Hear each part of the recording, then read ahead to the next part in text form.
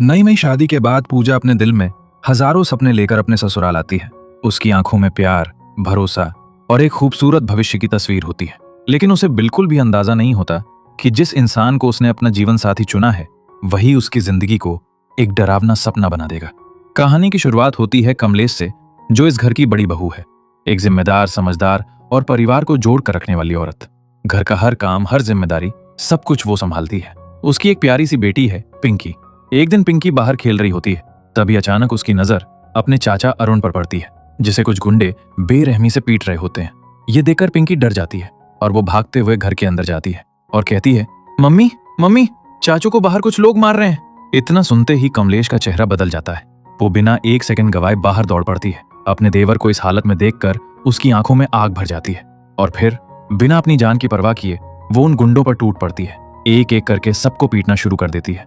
लेकिन तभी वहां आते हैं घर के मुखिया बाबूजी, जिनका नाम है शिव कुमार भ्रमर। वो ये सब देखकर गुस्से में आ जाते हैं और कमलेश को डांटते हैं कि कम से कम ये तो जान लेती कि गलती किसकी है। लेकिन कमलेश, जो अरुण को अपने बेटे से भी ज्यादा प्यार करती है, बिना एक पल सोचे पूरे आत्मविश्वास के साथ कहती है, बाबूजी, मेरा अरुण कभी गलत नहीं हो सकता। यहीं पर एक अंधा भरोसा जन्म ले चुका था और यही भरोसा आगे चलकर बहुत बड़ी गलती बनने वाला था। अब कहानी कुछ महीने आगे बढ़ती है। घर में खुशी का माहौल है क्योंकि अब अरुण की शादी की बात चल रही है। पूरा परिवार लड़की देखने जा रहा होता है। रास्ते में सास हंसते हुए पूछती है, क्या लगता है लड़की कैसी निकलेगी? जिस पर कमलेश कहती है, अगर भजन कीर्तन वाली निकली ना तो आज ही शगुन दे देंगे। लेकिन उन्हें क्या पता था कि आगे क्या होने वाला है। दूसरी तरफ हमें उस लड़की की झलक दिखाई जाती है जिसका नाम है पूजा। वही लड़की जिसे ये लोग देखने जा रहे हैं। लेकिन पूजा कोई साधारण चुप रहने वाली लड़की नहीं थी।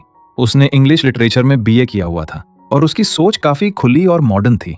वो अपनी लाइफ अपने हिसाब से जीने वाली लड़की थी। जैसे ही अरुण का परिवार पूजा के घर पहुंचता है, सब लोग बैठकर बातचीत शुरू करते हैं और फिर पुराने रिवाज के हिसाब से पूजा से कहा जाता है, बेटा कोई गाना सुनाओ। अब यहाँ सबको उम्मीद थी कि वो कोई भजन गाएगी, लेकिन यहीं आता है पहला झटका। पूजा सबके सामने एक इंग्लिश सॉन्ग गा देती है। तब कमलेश के चेहरे पर साफ नाराजगी दिखने लगती है। उसे ये बिल्कुल पसंद नहीं आता। उसे लगता है कि ये लड़की उनके घर की बहू बनने लायक नहीं है। और यही नहीं, वो पूजा को देखकर तंज कसते हुए कहती है, तुम अपने ब्लाउज को इतना ही छोटा पहनती हो क्या? उसका मतलब साफ था कि इस लड़की में वो संस्कार नहीं है जो एक बहू में होने चाहिए। लेकिन दूसरी तरफ अरुण को पूजा पहली नजर में ही पसंद आ चुकी थी। अब वो अपनी भाभी कमलेश के पीछे पड़ जाता है।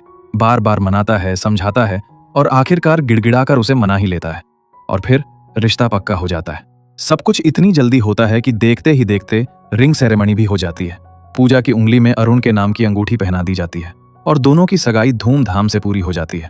कुछ दिन बाद कमलेश और उसकी सास कहीं जा रही होती हैं ऑटो में। रास्ते में अचानक एक बड़ा जाम लग जाता है। गाड़ियां रुक जाती हैं और चारों तरफ शोर सुनाई देने लगता है। कमलेश ऑटो से उतरती है और आगे जाकर देखती है कि सड़क पर बहुत सारे लोग हाथों में पोस्टर लिए नारेबाजी कर रहे हैं। एक रैली निकल रही होती है। वो भी उत्सुकता में उस भीड़ के पास चली जाती है। तभी उसकी मुलाकात सोना नाम की एक लड़की से होती है। कमलेश उससे पूछती है, ये किस चीज की रैली है? सोना उसे बताती है, हम LGBT कम्युनिटी के हकों के लिए लड़ रहे हैं, उन लोगों के लिए जिनकी पसंद समाज से थोड़ी अलग होती है। कमलेश को ये सब अजीब लगता है। वो वापस अपनी सास के पास जाकर ये बात बताती है। लेकिन तभी उनकी नजर उस भीड़ में एक लड़की पर पड़ती है जो पूरे जोश में नारे लगा रही होती है। और जैसे ही कमलेश उसे ध्यान से देखती है, उसके पैरों तले जमीन खिसक जाती है, क्योंकि वो लड़की कोई और नहीं बल्कि अरुण की होने वाली बीवी पूजा होती है। अपनी होने वाली संस्कारी बहू को सड़कों पर इस तरह नारे लगाते देख कमलेश के होश उड़ जाते हैं। उसका चेहरा गुस्से से लाल हो जाता है और बिना कुछ सोचे वो सीधे भीड़ चीरते हुए पूजा के पास पहुंच जाती है। ये क्या कर रही हो तुम? उसकी आवाज में गुस्सा साफ झलक रहा था। वो पूजा का हाथ पकड़कर उसे वहां से खींचते हुए घर ले आती है। घर पहुंचते ही वो उसे घूरते हुए पूछती है, सच सच बता, क्या तू भी लेस्बियन है? लेकिन पूजा शांत रहती है। बिना घबराए सीधे कमलेश की आंखों में देखकर कहती है, नहीं, मैं लेस्बियन नहीं हूं, लेकिन मैं उनके हकों के लिए लड़ रही हूं क्योंकि वो भी इंसान है। बस यही सुनते ही कमलेश का गुस्सा 7वें आसमान पर पहुंच जाता है। तू हमारे खानदान की बहू बनने वाली है, तुझे ये सब सड़कों पर तमाशा करना शोभा देता है? वो उसे डांटते हुए कहती है, अभी जाकर अपनी सास से माफी मांग और चुपचाप घर चल। लेकिन पूजा कोई डरने वाली लड़की नहीं थी। उसकी सोच आजाद थी और वो अपनी बात खुलकर कहना जानती थी। वो कमलेश की आंखों में आंखें डालकर कहती है, भाभी, आप उन औरतों में से हो जिनकी जिंदगी सिर्फ रसोई तक सीमित है, जो वहीं शुरू होती है और वहीं खत्म हो जाती है। आपको तो ये भी नहीं पता कि बाहर की दुनिया में क्या चल रहा है। क्योंकि आप लोग अखबार भी सीधा नहीं उल्टा पढ़ना शुरू करते हो। ये शब्द सीधे कमलेश के अहंकार पर चोट करते हैं। पूजा फिर कहती है, मैंने कोई गुनाह नहीं किया है, इसलिए मैं किसी से माफी नहीं मांगूंगी। और यही वो पल था जब कमलेश का ईगो पूरी तरह टूट जाता है। वो गुस्से में आग बबूला हो जाती है और बिना एक सेकंड सोचे पूजा के हाथ से सगाई की अंगूठी खींच कर उतार लेती है और सरेआम रिश्ता तोड़ देती है। उसके बाद घर वालों को जब ये बात पता चलती है तो सब लोग कमलेश पर ही भड़क जाते हैं। उसका पति विनय गुस्से में कहता है, तुम्हें जाकर सब कुछ ठीक करना होगा। लेकिन कमलेश जिद पर अड़ी रहती है, चाहे भगवान खुद क्यों ना आ जाए, मैं उससे माफी नहीं मांगूंगी। अब अरुण, जो पूजा को बहुत पसंद करता था, वो अपनी भाभी के सामने हाथ जोड़ लेता है, भाभी प्लीज मान जाओ। उसकी ये हालत देखकर आखिरकार कमलेश का दिल पिघल जाता है। लेकिन कुछ समय बाद पूजा खुद चलकर उनके घर आती है और इस बार कमलेश खुद पूजा के सामने खड़ी होकर धीरे से कहती है, मुझसे गलती हो गई। उसकी आवाज में अब पहले जैसा गुस्सा नहीं, बल्कि एक सच्चाई थी। वो मान लेती है कि उसे बाहर की दुनिया की ज्यादा समझ नहीं है। वो तो हमेशा से घर की चार दीवारी में रहकर सिर्फ परिवार की सेवा करती आई है। उसे ये भी नहीं पता कि दुनिया में क्या चल रहा है। ये सुनकर पूजा भी नरम पड़ जाती है। वो भी रैली वाली बात के लिए माफी मांग लेती है और यहीं से दोनों परिवारों के बीच की दूरियां खत्म हो जाती हैं। रिश्ता फिर से जुड़ जाता है और इस बार शादी की तैयारी शुरू होती है।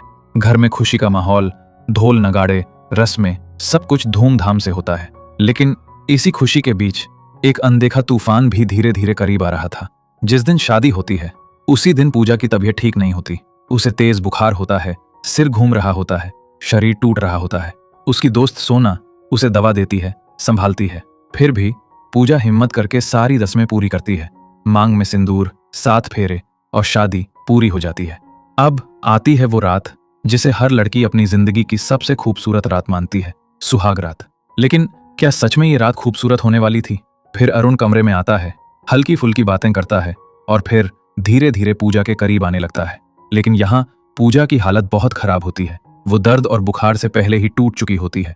वो साफ शब्दों में कहती है, मेरी तबीयत ठीक नहीं है, मुझे बहुत तेज बुखार है, पूरा शरीर दर्द कर रहा है, प्लीज आज नहीं। उसकी आवाज में दर्द था, लेकिन अरुण उस पर जैसे हवस का नशा सवार हो चुका था। उसे पूजा की हालत से कोई फर्क नहीं पड़ता। पूजा बार बार मना करती है, रोती है, हाथ जोड़ती है, लेकिन अरुण कुछ नहीं सुनता। और फिर अपनी मर्दानगी के झूठे घमंड में वो उसके साथ जबरदस्ती करता है। और यहीं एक लड़की के सारे सपने उसी बिस्तर पर उसी रात बुरी तरह कुछ। पूजा अब दर्द से कराह रही होती है।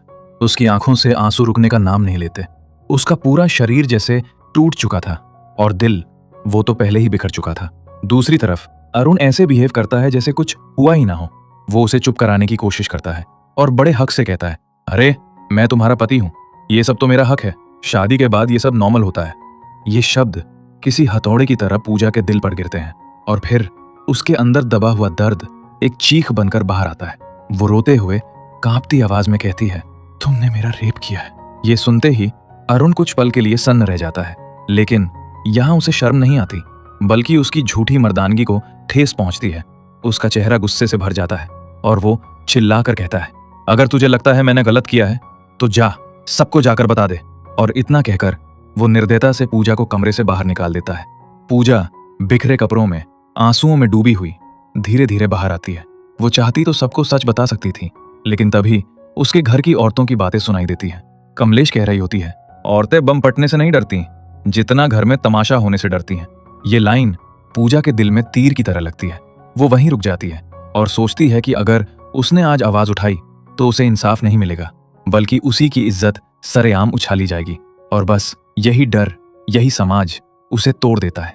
वो अपने आंसू पी जाती है और चुपचाप उसी कमरे में वापस चली जाती है जहां उसकी सांसें भी घुट रही थीं।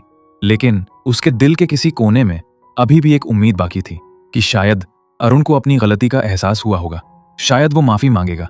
लेकिन जैसे ही वो कमरे में जाती है, उसका ये आखिरी भरोसा भी टूट जाता है, क्योंकि अरुण अहंकार में कहता है, देखा, मुझे पता था तू कुछ नहीं कर पाएगी।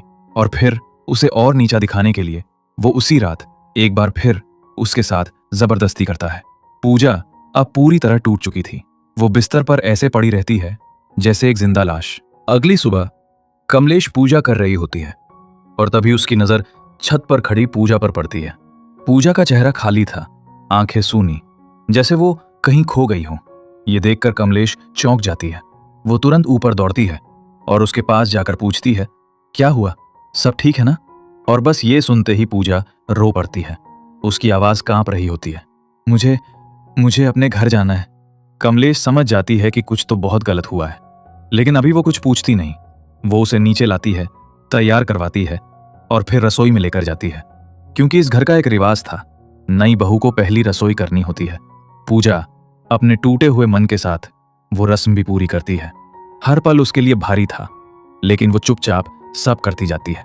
जैसे ही रसोई खत्म होती है, कमलेश को एहसास हो जाता है कि पूजा अब यहां रुकने वाली नहीं है, इसलिए वो खुद उसे स्कूटी पर बैठाकर उसके मायके छोड़ने निकल पड़ती है। मायके पहुंचते ही पूजा अपनी मां के साथ अंदर जाती है। वो फूट फूट कर रोने लगती है और उस रात की पूरी सच्चाई बता देती है, हर एक दर्द, हर एक पल, सब कुछ। लेकिन यहां जो होता है वो और भी ज्यादा चौंकाने वाला था। उसकी मां उसे गले लगाने के बजाय कहती है, अरे बेटा, ये जबरदस्ती वगैरह कुछ नहीं होता, ये सब पति पत्नी के बीच चलता रहता है। पूजा ये सुनकर स्तब्ध रह जाती है। उसकी मां आगे कहती है, शादी की है तो ये सब करना ही पड़ेगा, नहीं तो हमारा वंश कैसे आगे बढ़ेगा। ये शब्द पूजा के दिल को और तोड़ देते हैं। उसे समझ आ जाता है कि यहां भी उसे कोई सहारा नहीं मिलेगा। उसकी मां गुस्से में कहती है, तुझे अपने ससुराल वापस जाना ही होगा। अगर तूने कोई तमाशा किया तो समाज में हमारी इज्जत खत्म हो जाएगी। अब पूजा के पास कोई रास्ता वो मजबूरी में कमलेश के साथ वापस ससुराल जाने लगती है, लेकिन रास्ते में उसका दिल जवाब दे देता है। वो खुद को रोक नहीं पाती। वो वॉशरूम जाने का बहाना बनाती है और जैसे ही मौका मिलता है वहां से चुपचाप भाग जाती है। और यही कहानी एक बार फिर मोड़ लेती है। जैसे ही पूजा गायब होती है, पूरे घर में अफरा तफरी मच जाती है। हर कोई उसे ढूंढने लगता है, लेकिन कहीं कोई पता नहीं चलता। कमलेश पागलों की तरह हर जगह तलाश करती है, सड़कों पर, गलियों में, हर जगह, लेकिन पूजा जैसे जमीन में समा गई हो। आखिरकार कमलेश को याद आता है सोना, वही लड़की जो पूजा के साथ रैली में थी, और फिर वो सीधे उसके एनजीओ पहुंच जाती है। कमलेश घबराई हुई हालत में उससे पूछती है, पूजा कहाँ है? लेकिन सोना भी अनजान होती है, उसे कुछ पता नहीं होता। फिर भी वो वादा करती है कि वो पूजा को ढूंढेगी। बातों बातों में कमलेश उससे पूछ बैठती है, तुम लोग यहां करते क्या हो? सोना उसे समझाती है, हम उन औरतों की मदद करते हैं जो घरेलू हिंसा या रेप का शिकार होती हैं। ये सुनकर भी कमलेश अपनी पुरानी सोच से बाहर नहीं निकल पाती। वो कहती है, औरतों को घर से बाहर ही नहीं निकलना चाहिए, तभी वो सुरक्षित रहेंगी। लेकिन यहां सोना उसे ऐसा जवाब देती है जो उसकी सोच हिला देता है। कमलेश जी, अगर औरतें अपने ही घर में, अपने ही बेडरूम में सेफ नहीं हैं तो फिर वो कहां जाएं? ये सुनकर कमलेश कुछ पल के लिए चुप हो जाती है। तभी सोना को पता चलता है कि पूजा एक सुनसान पार्क में बैठी है। वो तुरंत वहां पहुंचती है और पूजा के पास बैठकर धीरे से पूछती है, क्या हुआ, तुम हमें बता सकती हो? लेकिन पूजा कुछ नहीं बोलती। वो डरी हुई थी या शायद शर्म से टूट चुकी थी। वो अपनी आंखें भी उठाकर नहीं देख पाती। सोना उसे समझाती है और उसे भरोसा दिलाती है कि वो उसके साथ है। अगर मुझसे नहीं कहना चाहती तो कमलेश से बात कर सकती हो। तभी वहां कमलेश भी पहुंच जाती है और सोना वहां से चली जाती है। अब कमलेश और पूजा आमने सामने होते हैं। कमलेश सीधे पूछती है, आखिर तुम चाहती क्या हो? तुम्हारी प्रॉब्लम क्या है? कब तक ऐसे भागती रहोगी? ये सवाल पूजा के दिल पर वार करता है। वो हिम्मत जुटाती है और फिर वो सच बोल देती है, अरुण ने मेरा रेप किया है। ये सुनते ही कमलेश बहुत गुस्से हो जाती है। वो उसे जोर से थप्पड़ मार देती है और कहती है, मेरा अरुण ऐसा कर ही नहीं सकता। वो चिल्लाती है, इसमें रेप वाली क्या बात है? ये तो पति पत्नी के बीच होता है। लेकिन इस बार पूजा चुप नहीं रहती। वो रोते हुए कहती है, मेरी सहमति भी जरूरी है। मेरी मर्जी के खिलाफ उसने मेरे साथ जबरदस्ती की।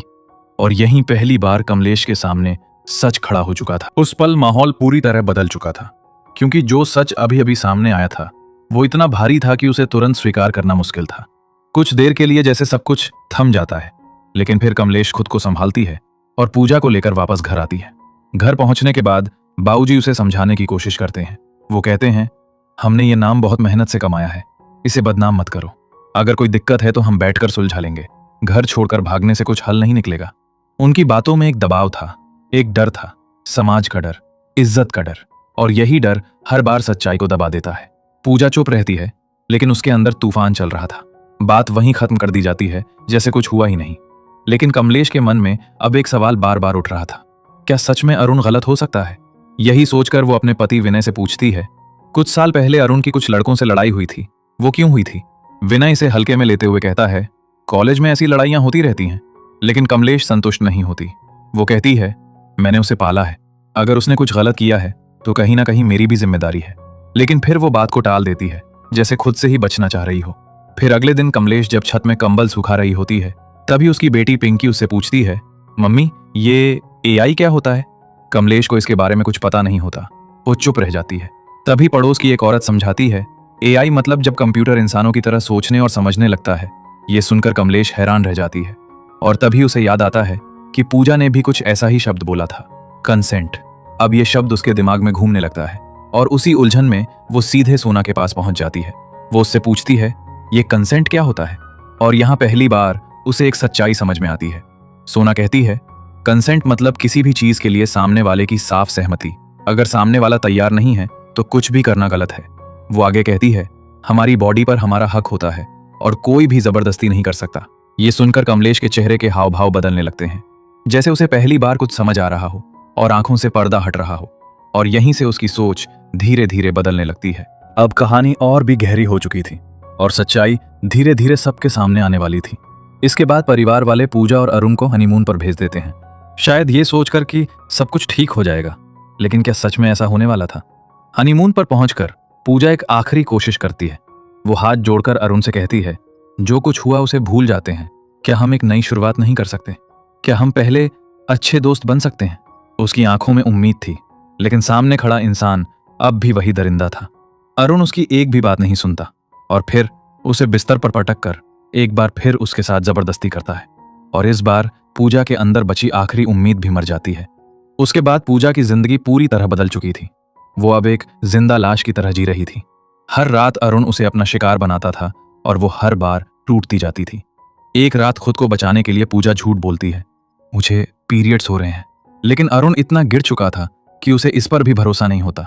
वो कहता है, दिखाओ सच में हो रहा है या नहीं। अब पूजा के पास कोई रास्ता नहीं बचता, इसलिए वो एक ब्लेड उठाती है और खुद को चोट पहुंचा लेती है, सिर्फ खुद को बचाने के लिए। अगले दिन पूजा को अस्पताल में भर्ती किया जाता है। उसकी हालत बहुत गंभीर होती है। पूरा परिवार घबरा जाता है। सब लोग तुरंत हॉस्पिटल पहुंचते हैं। वहां अरुण झूठ बोलता है, उसे कोई लेडीज प्रॉब्लम हो गई है। लेकिन इस बार कमलेश चुप नहीं रहती। वो सीधे डॉक्टर के कैबिन में जाती है और सच पूछती है। तब डॉक्टर कहती है, ये पीरियड्स नहीं है, इसने खुद के प्राइवेट पार्ट में ब्लेड से काटा है। ये सुनते ही कमलेश के पैरों तले जमीन खिसक जाती है। वो तुरंत पूजा के पास जाती है और जैसे ही पूजा को होश आता है, वो उससे पूछती है, ये सब किसने किया? जिस पर पूजा कमजोर आवाज में कहती है, मैंने खुद। कमलेश को यकीन नहीं होता। वो बार बार पूछती है, लेकिन पूजा साफ कहती है, मैं झूठ बोलने के लिए खुद को चोट नहीं पहुंचाऊंगी। अरुण ने जो किया वो सच है। और यहीं पहली बार कमलेश पूरी तरह टूट जाती है। उसे समझ आ जाता है कि सच क्या है और अब वो सिर्फ एक भाभी नहीं बल्कि एक औरत बनकर सोच रही थी। एक ऐसी औरत जो अब चुप नहीं रहने वाली थी। अब कमलेश के अंदर सब कुछ बदल चुका था। उसका अंधा भरोसा टूट चुका था और अब वो सच के साथ खड़ी थी।